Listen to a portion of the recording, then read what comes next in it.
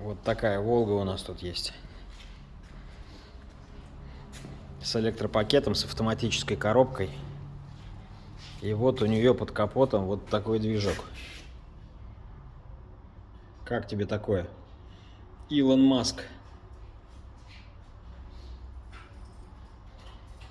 24 клапана.